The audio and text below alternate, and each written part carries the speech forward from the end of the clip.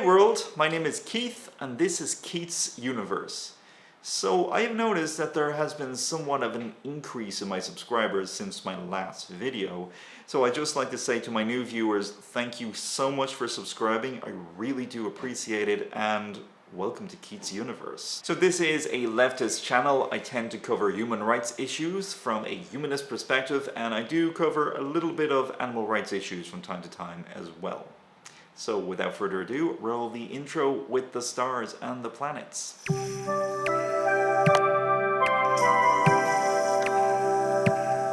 So I made the conscious decision some time ago that this channel, Keith's Universe, would not solely be an atheist channel. I like to have my content related to human rights to be more humanist-centric, focusing on the problems we are faced with in terms of certain individuals and groups being treated unjustly across society. And generally speaking, I try to be somewhat broad in terms of how I promote my activism and the many different subcategories of my activism. So today I am going to be talking about the Catholic Church and their relationship with the LGBTQ community, more precisely in regards to an ongoing developing story involving a Catholic organization and gay clergy members of the Catholic Church. For some background here, as it happens, I am a former Catholic. I was raised Catholic, and I happen to be gay myself. So I'm reasonably familiar with the relationship between the LGBTQ and the Catholic Church and their very toxic attitude towards us. In fact, back in 2015, when Ireland finally legalized marriage equality, the Catholic Church called it a defeat for humanity. So in other words, according to their worldview and mindset when it comes to two consenting adults having a special day to symbolize their love for each other,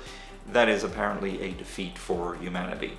So that kind of gives you a bit of an idea of where their head's at. I do want to clarify that the purpose of this video is not to be anti-Catholic or against anyone for practicing or believing in any faith whatsoever.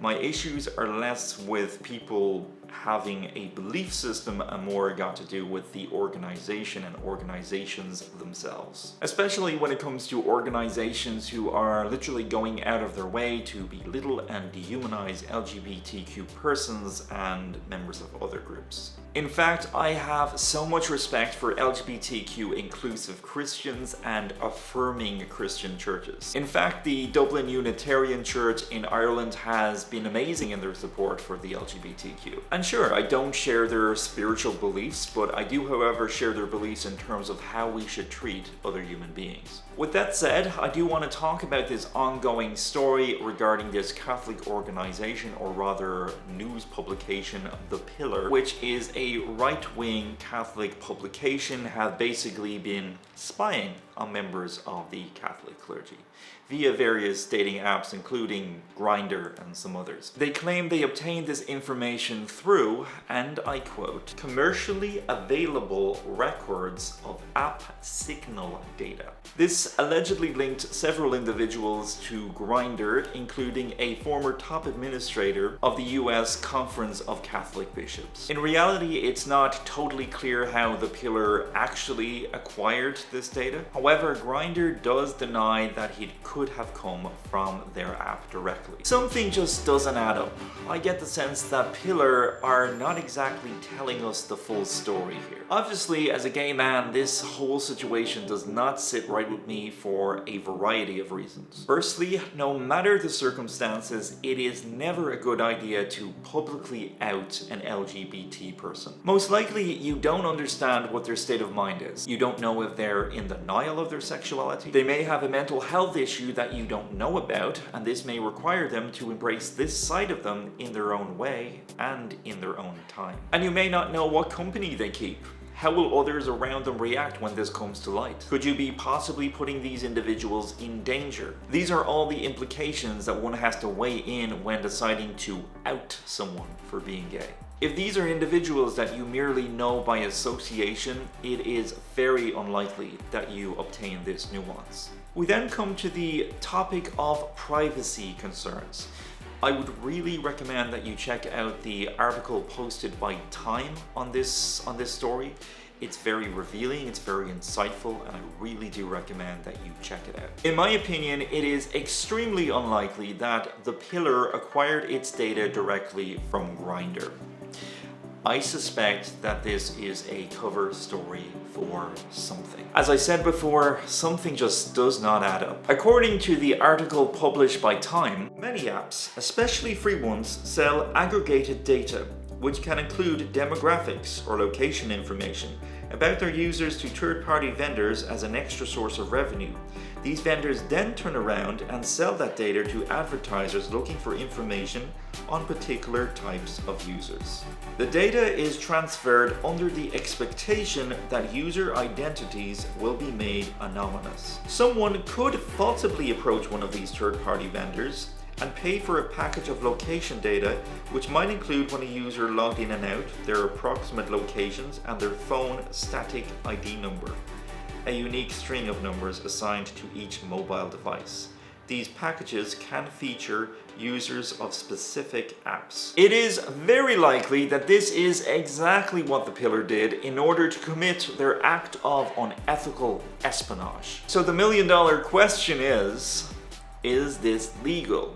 And sadly, yes, it is, at least in most parts of the United States. There simply isn't a law strict enough to prevent organizations from selling data to third-party companies. US Congress have tried but sadly failed to implement a fully effective legislation in order to address this form of data privacy. A few individual states have enacted some protections in which give citizens the right to request companies delete their data and not to sell it. But unfortunately, this won't stop third parties once they already obtain your data. Now, had this whole incident occurred within the EU, there would be a lot more protections in place in regards to privacy. Here in Europe, we have the strongest privacy laws in the world. It is by no means perfect, but our system here directly deals with the selling of private data, especially in the tech industry, which makes me feel very grateful that I am living in an EU state. Legal issues aside, outing someone for being gay just to put yourself on a moral high ground is extremely problematic.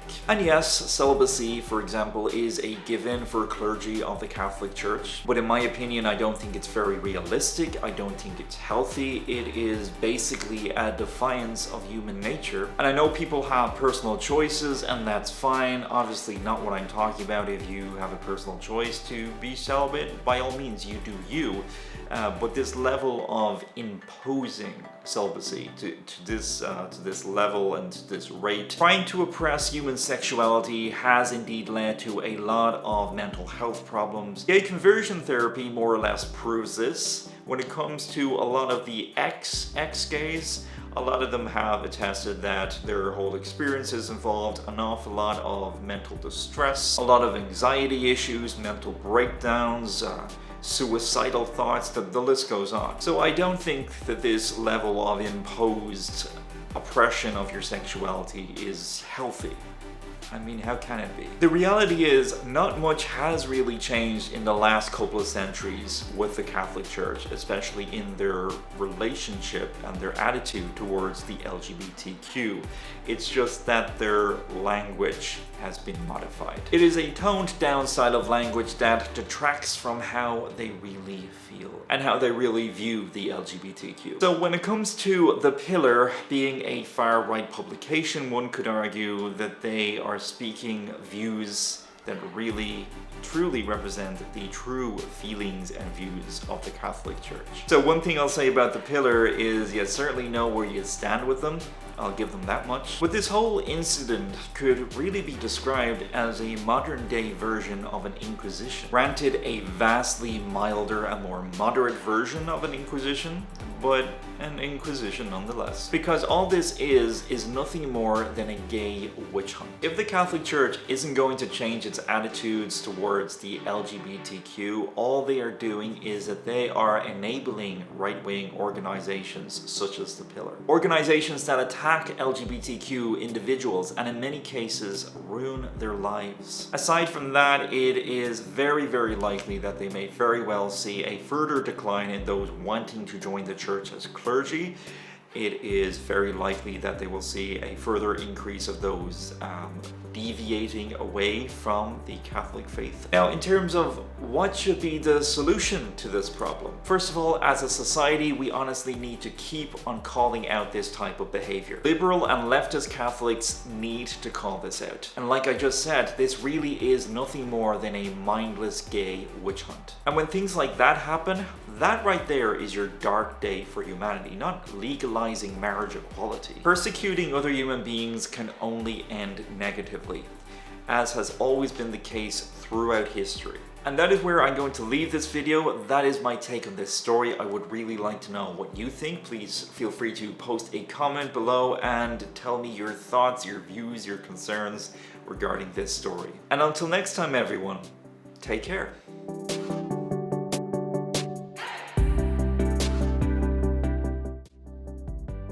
Hey everyone, thanks again for watching. If you liked this video, feel free to check out some of my other videos, including the latest video on my main channel, Nerdy Keith, and on this channel too. As always, feel free to subscribe, rate, share, and all that good stuff.